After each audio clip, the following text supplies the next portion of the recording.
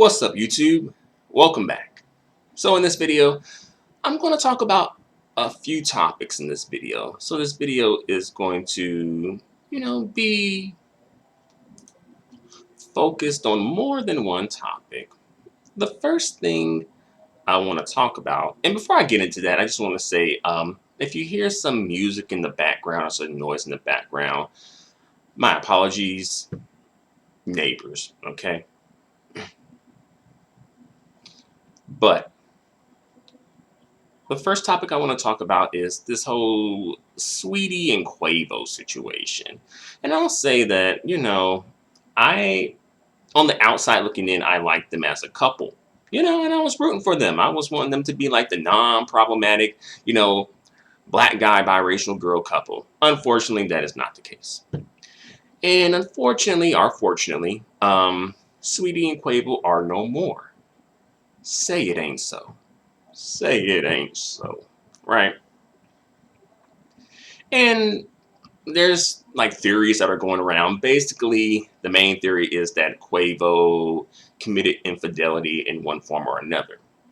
And if that's true, then I think that Saweetie is actually smart to leave before she got in too deep, before you end up looking like Cardi B out here, or even low-key Beyonce. Don't come for me, Beehive. But I'm going to make a quick sidebar right quick. Did y'all watch Cardi B's performance on the Grammys award show recently? I swear, like Cardi B looked like somebody's middle-aged drunk mama dancing. She done had a couple of too many drinks. Her song came on the radio and she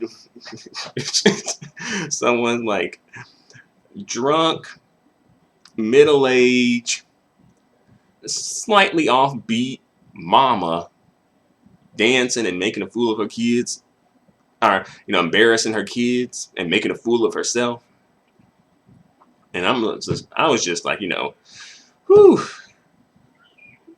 thank God Megan Thee Stallion came in and helped to salvage something of that performance. She definitely helped save the day there.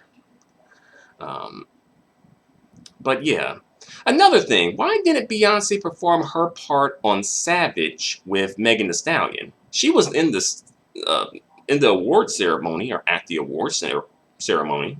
Why didn't she do that? Did she think she was too good? She didn't want to do free promo for Megan. Megan couldn't afford her performance rate. What?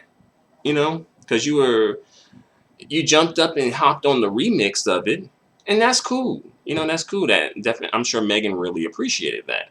But I'm just wondering, why didn't Beyonce perform with Megan? Was she just acting like she's too good for Megan now? Maybe because she think that Megan got some bad press on her. What's up with that? All right. So back to the topic, though. All right. So Quavo and Quavo and Saweetie ain't no more. All right. It's done. It's over. And from what I've heard, it was because of infidelity on Quavo's part. Sad, but not a surprise, right? And I'll say that, in these conversations where women are having, especially black women are having about high value men, I think that there needs to be some incorporation of high quality in that as well, because the women are telling you how to go about getting a high value man, and that's great. I'm not trying to shame black women out of seeking high value men, but I think you're going to have to find a way to incorporate high quality into that. Quality, meaning like character, ethics, moral, just common decency, and I think that's probably going to be a bit more difficult because that's harder to quantify. That's harder to look for. But I do think that in the high value conversation, high quality also needs to be emphasized more. High value, I think for a lot of women, it's just not enough. Now, there's a segment of women out there that is enough, where it's like, well, the money, right? So I'll stick around, even if it's, the relationship is just, dead on arrival. the relationship is just as deep as a cardboard box. You know, I'm sure. And, if it works for them, that's great. I'm not here to shame that group of women out there, but I'm just saying for the women who is like, it's not okay. It's not cool. And I would say, just find ways to incorporate high quality into it as well in some way or another. And, that's a whole video in itself. And again, it's very important to make the distinction between high value and high quality, because people will try to muddy the waters in order to be more considering low value men, high quality men. Trying to push the low value men into the high value men category because of that. So it's important to make that distinction, right? Value meaning monetary, money. Quality meaning, character, ethics, morals, and things like that. Because people will try to conflate the two and put them all together and be like, well, the high value men ain't no good, black women. And this is usually other black women coming through with this. So you need to go for this type of man, the low value man. He really high value because, he got high character. And, that's a great thing to have, definitely. But again, make the distinction. That's all. Don't want to get too deep into that. Let's move on to the next part. But I'll say I'm not trying to shame black women into not wanting high value men. At the end of the day, the choices you make have to work for you. Some women, it works for them to have, mid value or low value men. And that's great. That's wonderful. If it works for them. Ultimately, whatever you do has to work for you. And I know there's a lot of black women or just women out there in general. It's just like, well, the high value just ain't enough. It's got to be more to it than that. As well, like spirituality, that's important to some black women. Having a pro-black consciousness, that's important to some black women. Right. So take more things into consideration besides how much money's in the bank account. Right. But, Saweetie, she got out before she got in too deep, and she's smart about that. So she didn't end up like Cardi B looking out here, talking that talk, but at the end of the day ain't walking that walk, right? Like, oh, you gonna lose me if you cheat on me. But then Cardi B ain't going nowhere. She filing for divorce, but still what to do. You don't want to be looking like that, Saweetie. And I think Saweetie, thankfully, she has enough sense, I think, to not go down that path. Let's see. On to the next. Miss Apryl Jones. One of these love and hip hop chicks who's famous for riding on some you know what. All right. So Apryl Exotical Jones is crying to black women, oddly enough, about black men, even though she thinks she's better than black women because she's mixed, low key. Talking about, oh, y'all want to try and make me into an exotical and stuff and be like, oh, they interested in me because I'm an exotical. No, because I'm nice. She just acting like she just, really feeling herself a little bit too much. And it's okay to have confidence. No one's saying that Apryl Jones has to walk around with her head down, saying, woe is me. I'm an exotical. I ain't no good. You don't have to act like that, but calm down.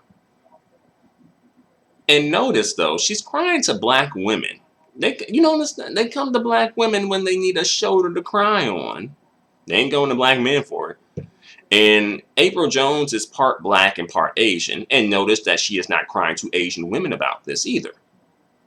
Because Asian women don't care. And also, Asian women, they can't relate to, that black N-word drama. I'm sure there's a couple of them that can relate who may have dealt with black men, but by and large, as a collective, nah. All right.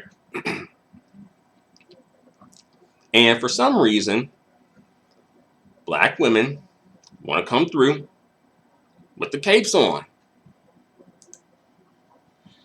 and coddle her. Like, and to be fair, I just saw a clip, so I don't know. But I think on social media, that may be happening, may not be happening. I'm not sure. But I know in that video clip of Love and Hip Hop, that was kind of what was happening. I'm not sure if those women's relationship with each other. So I don't know if that is just like, oh, that's my homegirl. So, I'm going to help out my homegirl and be empathetic to my homegirl. Things like that.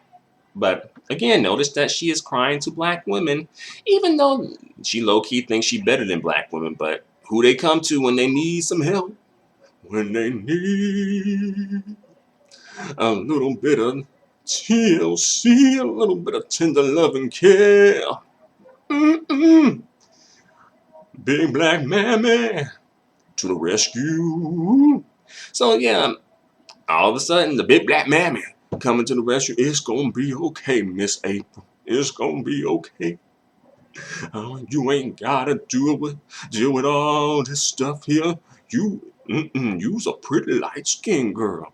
You's a pretty exotical. You biracial. You mixed.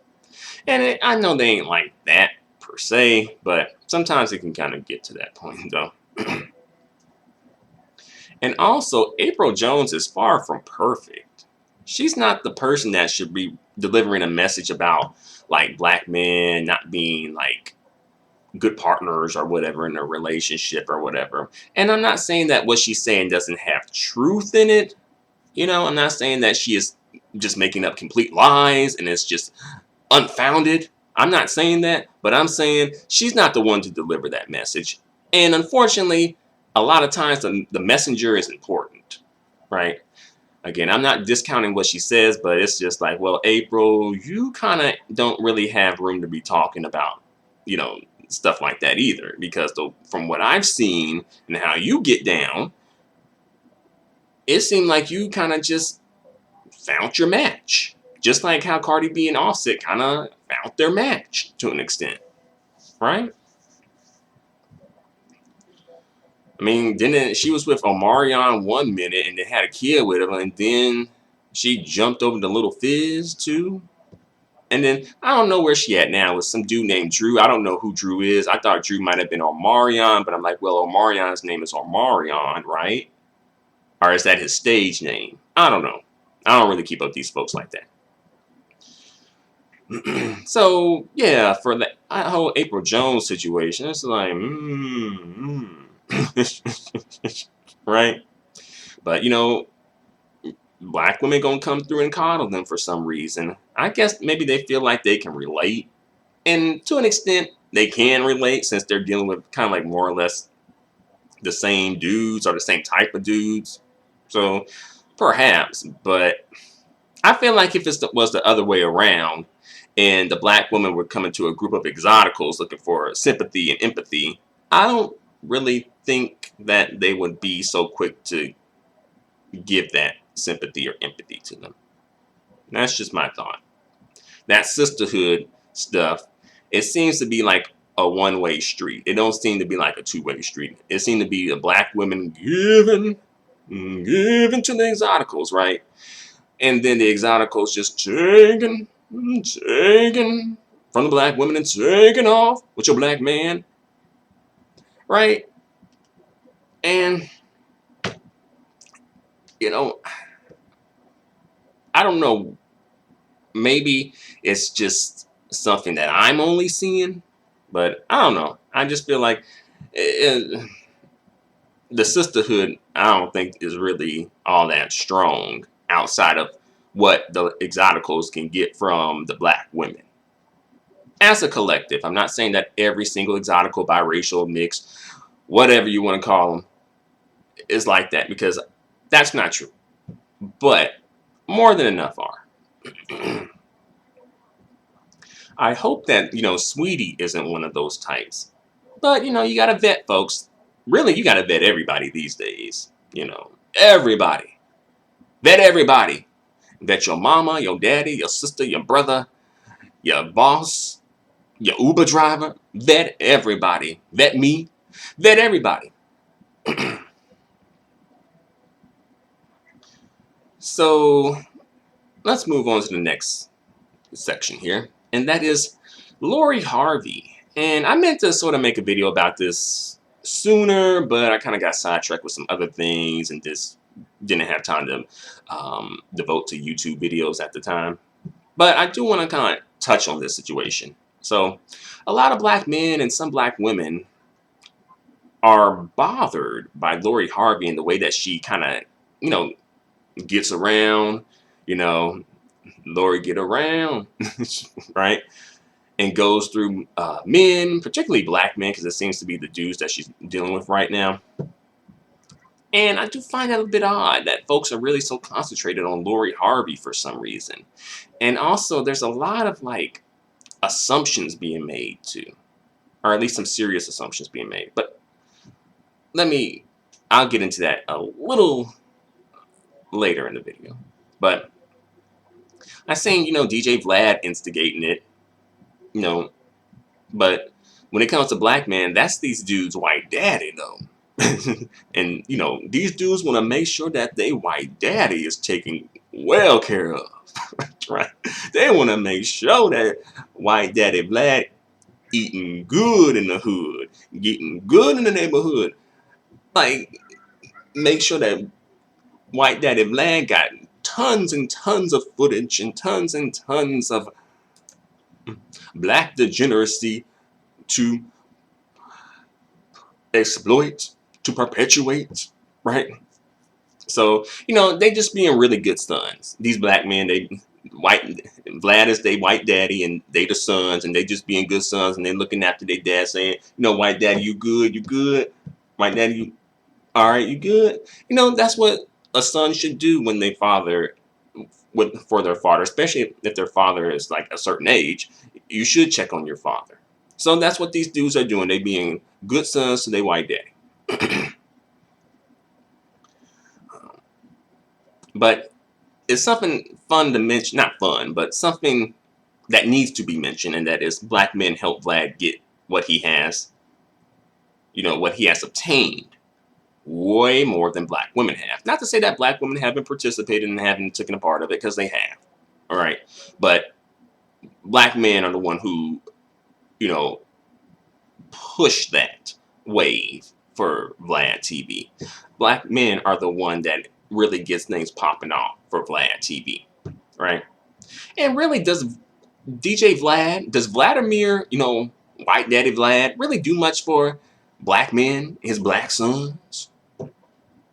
Does he really? I don't know. I'm asking. He could be doing tons of stuff for black men. I just don't know about it because I'm just not hip to it.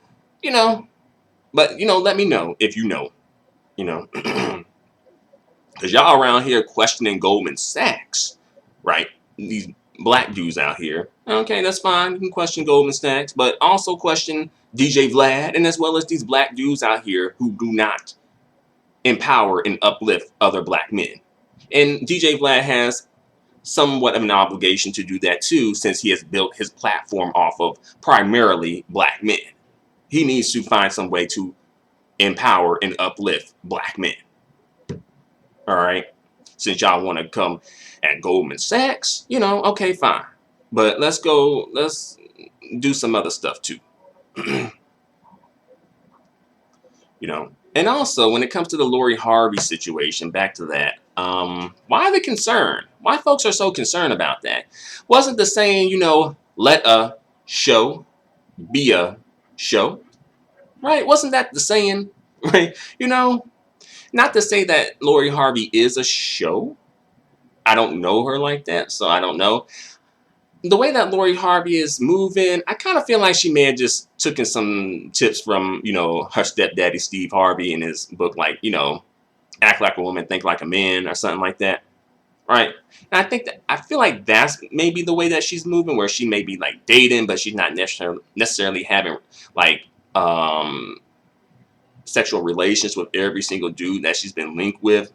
And like, oh, and DJ Vlad, he be instigating it too and asking these dudes about it. And like these dudes like little Bootsy who looked like he done missed a couple of dialysis sessions. I don't know. He be looking like he been missing his dialysis sessions, or he done went to the dark side or something. Something's off with Bootsy. Something off there. You know. But Bootsy, he had his words to say. Oddly enough, Bootsy, he didn't speak up about that Megan Thee Stallion situation with Tory Lanez, though, right? He knew to stay silent and stay out of that, right? So folks want to say like, oh well, y'all tell Bootsy to be quiet and he be quiet. Why y'all coming at Bootsy now? Bootsy being quiet. Well, it's like, okay, but this is the time when folks actually want to hear what he got to say about something that really is important. That's why people are asking about it, right? Because it matters this time. Yeah, some other things, yes, here and there, sure. But this time it does matter, right? And when it matters, when it counts, when it's about something serious, he knows to stay out of it, which is smart. He's smart enough to know to shut up. So, okay, good. But it just goes to show you that, these dudes, they ain't as dumb as they may portray themselves to be, right? They ain't as clueless and as ignorant as they may portray themselves to be, right? And also, people are making assumptions about who Lori Harvey is sleeping with, right? People are making major assumptions about that. And just assuming that she's been intimate with every single dude that she has been seen with in the media, and that's not true, right? Well, I don't know that to be true or to be false. I'm assuming, I don't think that's true, but I don't know. But I'm going to give her the benefit of the doubt and say that that's probably not true. That every single dude that she's been linked with, she's been intimate with. I just don't think that's the case. But people are pushing that as the case for some reason. And I think that folks, I don't know, when it comes to women who are perceived as black, in the case of Lori Harvey, and she's like, I guess would be considered more on the exotical side. Her mom's biracial, her dad is black, and all that good stuff. So she can, I guess, find a way to wiggle into the black woman space off of that. Fun, awesome, whatever. But when it comes to women who are perceived as black, I don't know, I think folks get really, really, like, folks start to really kind of like place a lot of limits on black women for some reason, And I bring this up because, like, Taylor Swift, for instance, who's also kind of had somewhat of the same type of dating history as Lori Harvey has, at least to an extent. I feel like Taylor Swift actually, is worse than Lori Harvey, but that's another story. I don't see Taylor Swift catching as much flack for it, though, right? Folks let Taylor Swift, be a serial dater all day, every day, for some reason. Most of the time, yeah, people might say something here or there, but also there'll be a group of people to defend Taylor Swift for it too. And even if Taylor Swift trashes the dudes in her song, folks still come through and defend Taylor Swift and just, go hard in the paint for Taylor Swift for some reason. Her fans probably, but I just think when it's a woman who is black or perceived as black, things, I don't know, folks just get, all of a sudden folks get really, start to talk about, like, get high on their horse, like, just, what's the saying, like, get get on their high horse, right? And these dudes, these rapper dudes who be commenting about her, I'm like, you're in a music genre and perhaps arguably a culture that promotes show culture, and you got a problem with it. Not to say that Lori Harvey is a part of show culture, but I'm just saying. I think I don't know, just the hypocrisy. I think that's for me ultimately what a lot of stuff boils down to. It's just the hypocrisy in a lot of the cases, and the hypocrisy, That's coming from the black men, and as well some black women too. um, and again, maybe Lori Harvey is sleeping with every dude she is linked with. Maybe not. Does it really matter? I guess to some people it does, but really it's not anybody's business. But you know how that goes in Hollywood. Um, Next, I want to talk about Derrick Jackson.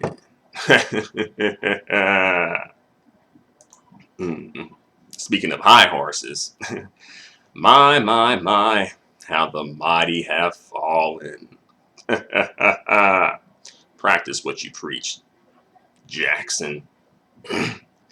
And keep it real, I really don't have any beef with Derrick Jackson, honestly. Um, but I do have a beef with like folks not practicing what they're preaching. I do have a beef with that, and again, the hypocrisy, right? And I'm not really super familiar with Derrick Jackson either. I know who he is. I've heard of him, and a lot of black women support him. And great, black women can support who they want to support. That's wonderful. And usually in situations like this, when black women really go hard and support a black man who is perceived to be a simp or is to be a simp, whatever, when the simp falls from grace and somehow has offended black women in the process of his fall from grace, people really like to rub it in black women's face. you know, like, ha ha ha ha. Oh, you thought somebody liked you, huh, black woman? Oh, ha ha ha ha. Nobody likes you. Nobody would want you. Nobody would be faithful to you. Look at you. You're nothing. It may be a bit of exaggeration, but that's kind of like the spirit of it, though.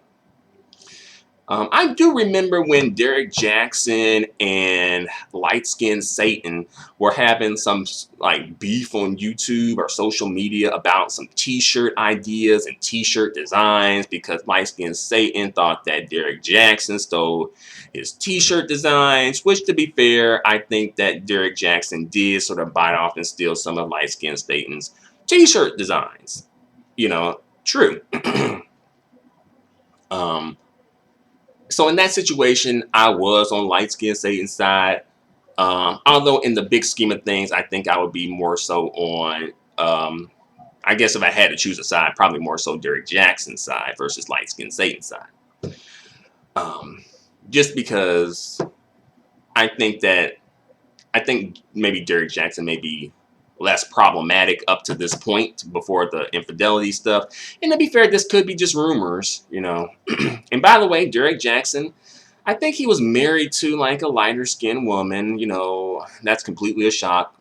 We all know that. That's completely shocking that a dude that's very dark skinned would gravitate towards a light skinned woman. And, more power to them.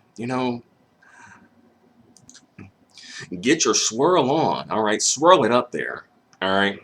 But yeah, I was totally shocked when I saw that. And based on what I heard about the woman, and I think I may have saw a picture of the woman he was alleged to be cheating with, extremely shocked by that too. Oh my God. He went from light skin to exotical. Whoa. Right.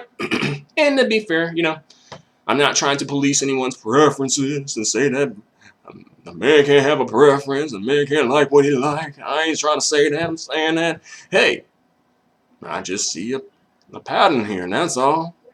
All right? But at the end of the day, folks can like what they like. I just call it out. I ain't policing it. I'm just calling it out. Right? And by the way, y'all, don't be in my comment section asking about who light-skinned Satan is, because y'all already know who light-skinned Satan is, all right? Y'all know who light-skinned Satan is, all right? Light-skinned Satan, the dude who be going to all the brown-skinned and dark-skinned chicks who be popping on YouTube trying to get in good with them for some reason or another. I don't know why. He done went to a few of them, like Kristen Karasden, Chrissy, Cynthia G, he tried to do it with Paris Milan, but Paris Milan wasn't going for that bull. I Am a Loho, and a lot more. All right. So y'all know who light skin Satan is. And before I go, I want to talk about one more thing here, and that is the first black bachelor. And I put black in quotations, in quotes, or whatever you call him, because he's actually biracial, but he does is like look black passing, like where if you were not aware of his heritage or you didn't know about his background, you probably would just assume that he's black. You know, nothing wrong with that, but you do have to watch biracials, and especially biracials who are like mixed, but they look black, because sometimes they can be real extra with it because they got to make up and find a way to let folks know that they mix and they just ain't a regular, you know what, they a fancy, you know what, they a special, you know what, you know what, you know. But so he wound up, I can't think, making his pick or whatever. He picked a Caucasian woman, which was extremely shocking because I thought he was going to be pro-black with it. I'm talking about it, just black power out. You know, I'm talking about black queen from Africa. I'm talking about South Sudan black. All right, I'm talking about blacker than 1,000 and midnight. I'm talking about the sister, right? But you know, no, that didn't happen. You know, and you know, folks can choose what they want to choose. And I'm just saying. But he chose the Caucasian woman, and then something came out about her about attending like a racist party or a blackface party or something. And she's from Alabama too. I mean, that ain't really helping. And then he decided to break it off with her, at least publicly. Some folks are speculating he might come back, but he was doing that to, you know, for the cameras, I guess, and, you know, to look good so he wouldn't look like a super coon on national TV. And, you know, he's smart enough to do that. I'm actually surprised that that was a deal breaker for him.